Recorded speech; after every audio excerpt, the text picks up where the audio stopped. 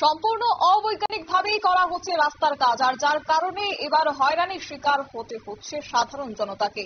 এমনই অভিযোগ উঠল এক নির্মাণ সংস্থার বিরুদ্ধে। জানা গেছে সহস্রাধিক পরিবারের ব্যবহারের একমাত্র রাস্তাটি বন্ধ করে নির্মাণ কাজ চলতে থাকায় ক্ষোভে ফেটে পড়েছেন গ্রামবাসীরা এবং এই নিয়ে নির্মাণ সংস্থার সাইট ম্যানেজারকে ঘিরে তারা বিক্ষোভ দেখাতে শুরু করেছেন। মূলত তাদের অভিযোগ, বিগত সপ্তাহখানেক ধরে আসাম আগরতলা জাতীয় সড়কের একটি সংলগ্ন স্থান থেকে গঙ্গানগর পর্যন্ত 4.5 কিলোমিটার রাস্তা নতুন করে নির্মাণ কাজ শুরু হয়। প্রায় 4 কোটি টাকা ব্যয়ে এই নির্মাণ কাজের বরাত পায় কার্যত একটি সংস্থা। তারা কাজের শুরু থেকেই জনগণকে হেনস্থা ও হয়রানির শিকার করছে বলে অভিযোগ গ্রামবাসীদের। কি রয়েছে বিস্তারিত শুনুন।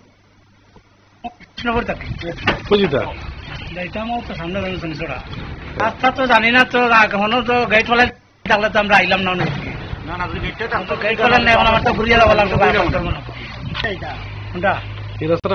এটা তো মেইন রোড থাকি ধর্মনগর মেইন রোড বাড়ছে। আমরা তো যাওয়া আবার সমস্যা হওয়ার, তখন তো রাস্তা ভাঙ্গা দেখতাম গেলে আমার গুড়িয়ার ধর্মনগর দেখতে লাগবো আবার। কোনো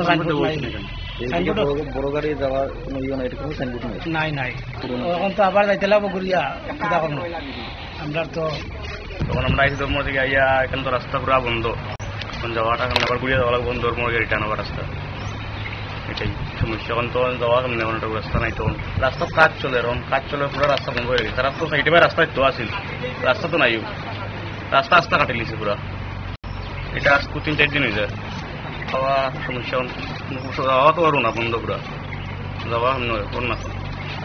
কাজ সঠিক রাস্তা পুরো বন্ধ, তাহলে সঠিক হইল, যাওয়াও তো লাগবো রাস্তার দিকে।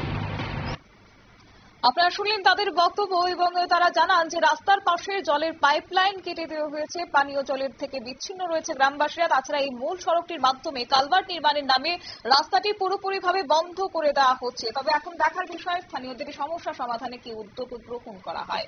নিয়ে নিচ্ছে ছোট্ট একটি বিজ্ঞাপন, বিরতির সঙ্গে থাকুন।